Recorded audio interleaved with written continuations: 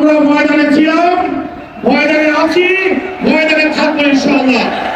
এখন আপনাদের সামনে বক্তব্য রাখবেন বাংলাদেশ খ্রিস্টান অ্যাসোসিয়েশনের সভাপতি এবং বাংলাদেশ হিন্দু বৌদ্ধ খ্রিস্টান অ্যাসোসিয়েশনের সভাপতি জনাব নির্মল রোজারিও। জনাব নির্মল রোজারিও এখন বক্তব্য রাখবেন।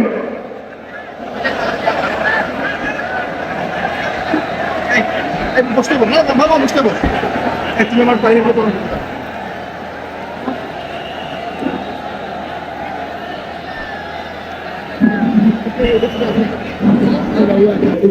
বাংলাদেশকে আমি আপনাদের সবাইকে বাংলাদেশ খ্রিস্টান অ্যাসোসিয়েশনের পক্ষ থেকে শুভেচ্ছা জানাচ্ছি, ধন্যবাদ জানাচ্ছি। একটি সমৃদ্ধির দেশ, এই দেশে আমরা হিন্দু, মুসলিম, বৌদ্ধ, খ্রিস্টান, বাঙালি, আদিবাসী যোগ যোগ করে একসাথে বসবাস করে আসি এবং এই সংস্কৃতি পৃথিবীর অনেক দেশেই নেই, কিন্তু বাংলাদেশে আছে, সেটা আমরা সেজন্য গর্ববোধ করি। এবং এই দেশ আউলিয়াদের দেশ,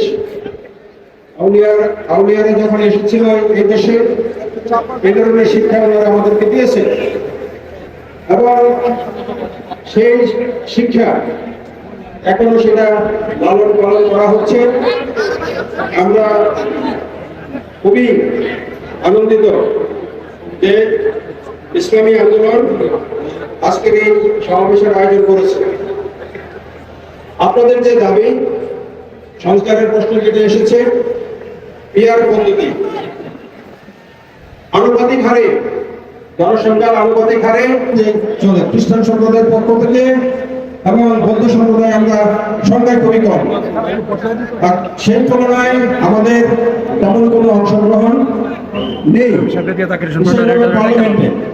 পার্লামেন্ট থেকে শুরু করে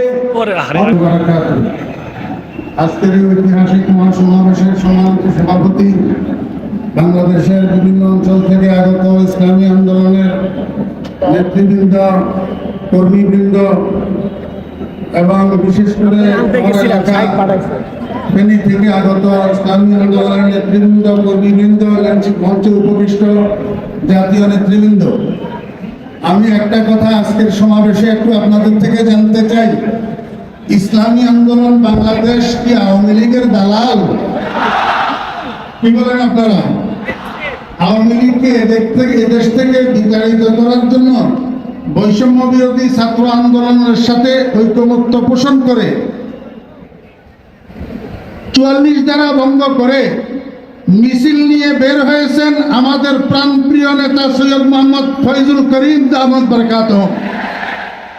কিন্তু আমরা ইতিমধ্যে দেখতে পাইতেছি ফেসবুকের মধ্যে এক বেয়াদব তার আইডি থেকে প্রতিনিয়ত প্রচার করতেছে ইসলামী আন্দোলন আওয়ামী লীগের দালাল।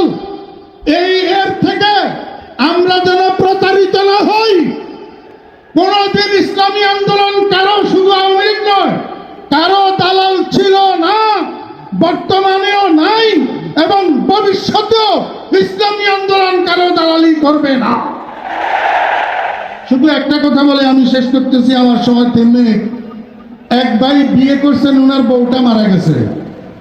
এখন বউ মারা যাওয়ার পরে ওনাকে সবাই বলতেছে ওনার একটা শালি আছে, শালিটা বিয়ে করার জন্য। তো উনি বলতেছেন যে আমি শালিটা বিয়ে করব না, কারণ আমার বউ যেটা মারা গেছে সেটাও তরকারি রান্না করতে জানে না, একদিন লবণ বেশি, একদিন মরিচ বেশি। এখন যদি শালি বিয়ে করি তো এটাও তরকারি রান্না করতে জানবে না, একদিন লবণ বেশি, একদিন মরিচ বেশি হবে। আমার ভাইয়েরা, আমি আপনাদেরকে বলতে চাই, আমাদের দেশের পরিভাষায় বলে আগের বউয়ের শালি, অর্থাৎ আগের বউয়ের বোন, মানে এটা আগের বউয়ের শালি। ওই আগেরটা যেরকম পরেরটাও সেরকম। খবরদার, আগামী নির্বাচনে আমরা যদি আগের বউয়ের শালি বিয়ে করি তা আবার আমাদের দেশে কখনো লবণ বেশি, কখনো মরিচ বেশি, চুরি আর বাটপারি ছাড়া কিছু হবে না।